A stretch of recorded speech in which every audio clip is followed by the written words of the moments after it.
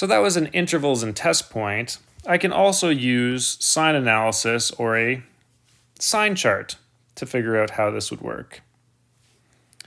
So my process is pretty similar. At the beginning of the lesson, Colin solved the inequalities x squared plus 2x minus 8 is greater than 0 and is less than 0 using test intervals. His elder brother, who had just completed high school, showed him a different method which was useful in solving more complicated inequalities. He used the same inequality to start with. He factored the quadratic expression, and in this case, you have to be able to factor or state the factored form. If you can't do that, then you can't do the sign analysis. And he said that it was going to be x plus 4 times x minus 2 is greater than 0. He determined the zeros from the factors, -4 and 2. And then he used a sign chart which shows the sign of each of the factors. Now, when we talk about the sign of each of the factors, it would be taking each one of the factors and replacing a value for x. So you can see here that there's the two roots, -4 and 2. It says when it is less than -4, when it is between -4 and 2, and when it is greater than 2. And so if I picked a number that was less than -4, say -5, and I subbed it into this factor, then if I said I had -5 plus 4, that's just going to give me a negative. When I said I had -5 minus 2, that's going to give me a negative. So the signs are taken from, very similar to the test point, picking a number that fits into the region, but we're only subbing them into the individual factors, not the entire expression.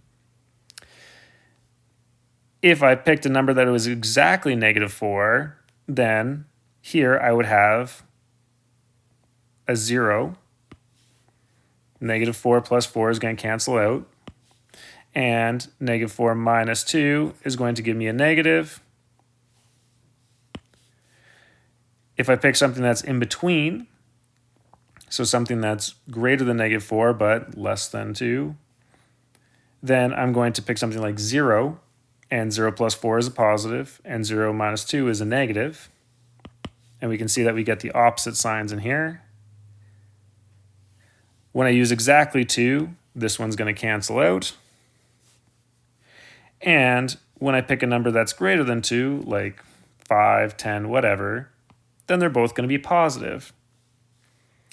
And then what happens is, to figure out the product, we just multiply the signs. A negative times a negative is a positive. 0 times anything is 0, so that's going to cancel out. A positive times a negative is a negative. 0 times anything is just going to cancel it out.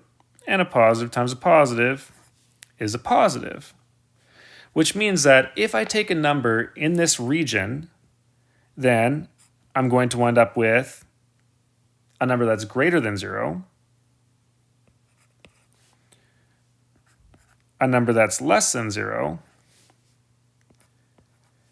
and a number that's greater than 0. And the solution is going to be the positive ones where it says that it wants my inequality to be greater than 0.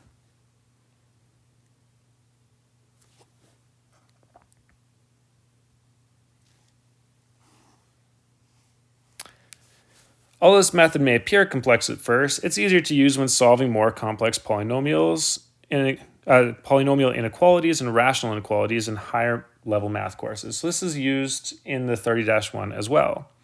In calculus, it is used to determine where functions are increasing and decreasing, and to determine maximum and minimum points and changes in concavity.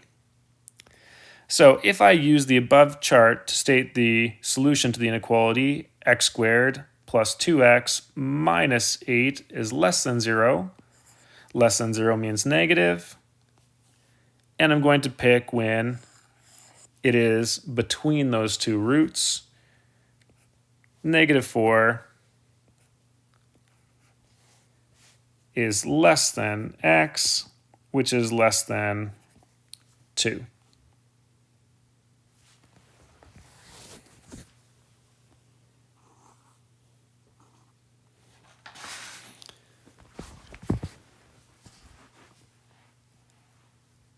So, getting to the third example, when it says fully factor the expression negative 6x squared minus 39x minus 18, first thing I'm going to look for is a common factor, and I can divide all these things by negative 3.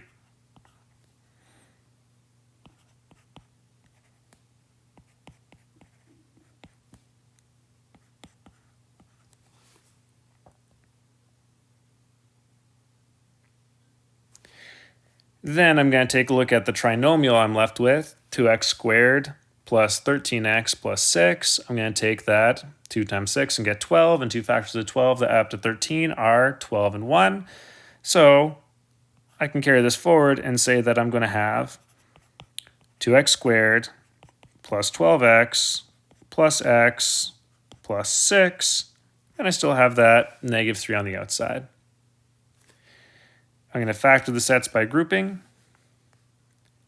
and say that this is the same as negative 3 times common factor from the first one is 2x, and I'm left with x plus 6. And the only common factor of the second set is a positive 1 and x plus 6.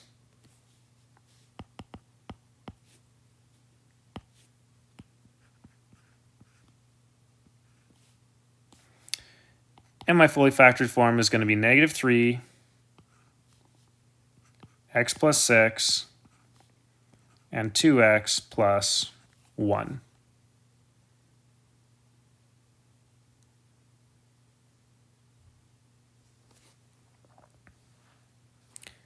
I'm going to create the chart just like I did on the last page.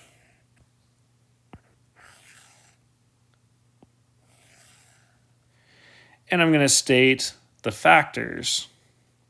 In this case, I could include the factor of negative 3, but that's not actually going to drastically change this too much. The only catch is it's going to wind up flipping the direction my sign is. If you remember in the last lesson when I talked about that x squared being positive versus being negative, so I just know that regardless of what value x is,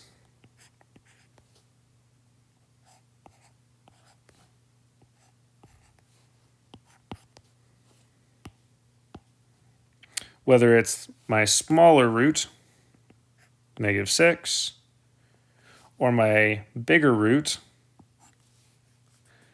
negative 1 over 2, the value of negative 3 always has to be negative.